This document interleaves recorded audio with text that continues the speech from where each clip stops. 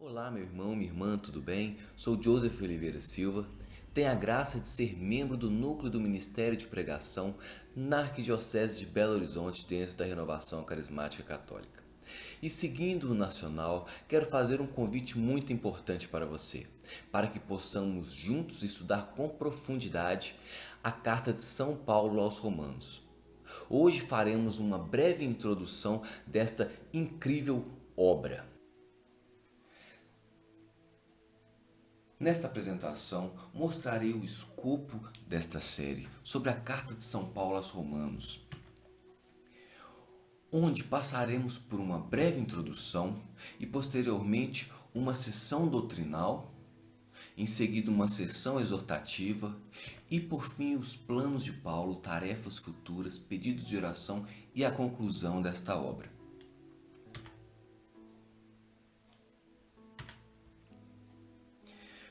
O que é interessante compreendermos para entrarmos nessa obra?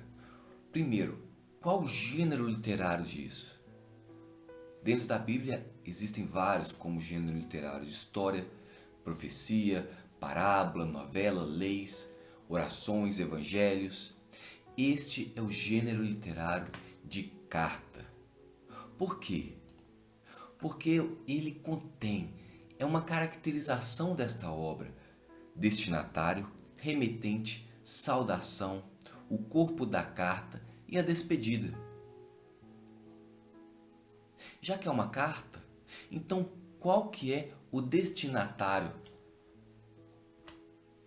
Essa carta é endereçada aos cristãos da capital do Império Romano por volta dos anos 50. E quem escreve essa carta? Já no início de sua carta, ele fala Paulo. Logo no capítulo 1, versículo 1. E quem é Paulo? Ele se diz israelita, no capítulo 9, versículo de 3 a 4. Cristão para cristãos. E lá no capítulo 11, versículo 13, ele fala que também ser apóstolo dos gentios, devedor de gregos e bárbaros. Entendemos então que esta é uma carta para cristãos judeus que viviam em Roma e para os gentios convertidos ao cristianismo. E que tipo de carta que é esta? Esta é uma carta proto-paulina, cujo autor é o próprio Paulo. Assim como as cartas de 1 e 2 Coríntios, Gálatas, Filipenses, 1 Tessalonicenses e Filémon. Devemos entender também qual o propósito desta carta. Ele tem o propósito de se apresentar à comunidade romana, de pedir orações e intercessão dos cristãos romanos e também ali falar sobre os problemas de divisão dentro da comunidade romana, cristãos judeus e os cristãos gentios. E também para falar sobre a justificação do homem pela fé.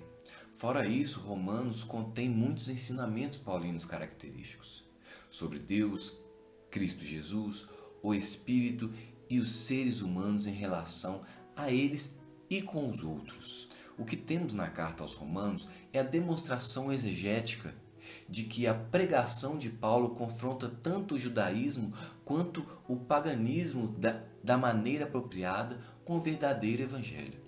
Esta é uma base, uma síntese de todo um contexto da carta de Paulo aos Romanos.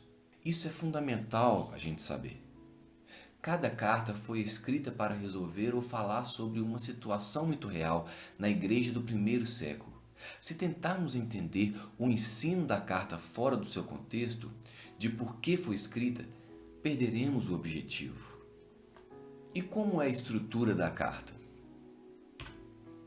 Primeiro a gente tem uma introdução, capítulo 1, de 1 a 15, uma sessão doutrinal onde Paulo fala sobre o Evangelho de Jesus Cristo, nosso Senhor, do capítulo 1, 16 até o capítulo 11, 36.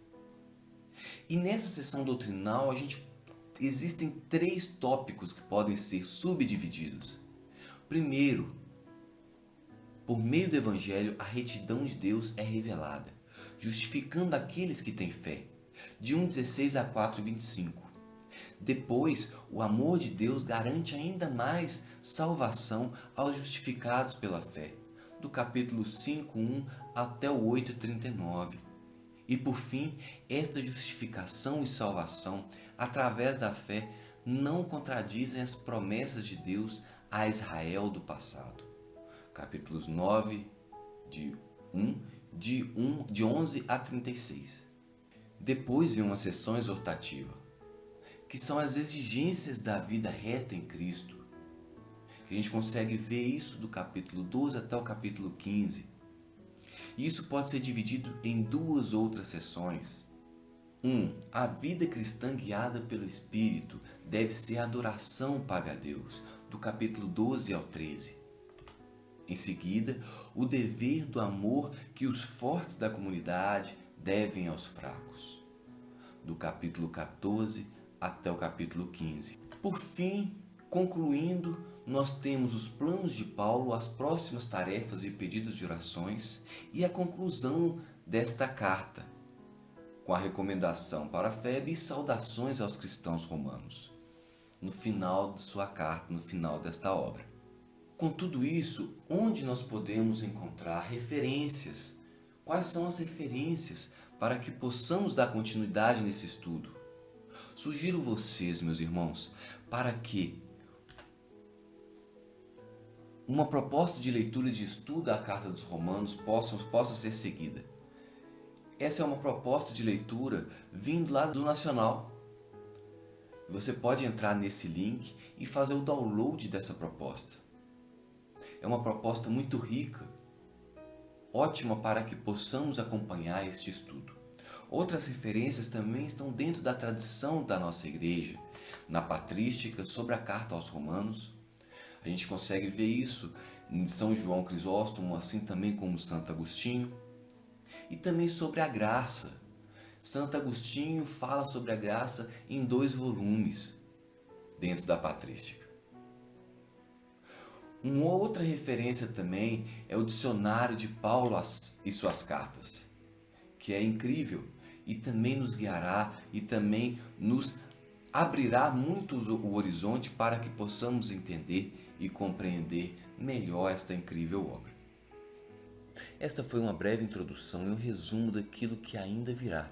Se você sentiu no seu coração o interesse de aprofundar ainda mais nesta incrível obra, convido a você a acessar o link na descrição deste vídeo e entrar conosco em um grupo onde discutiremos mais a respeito disso.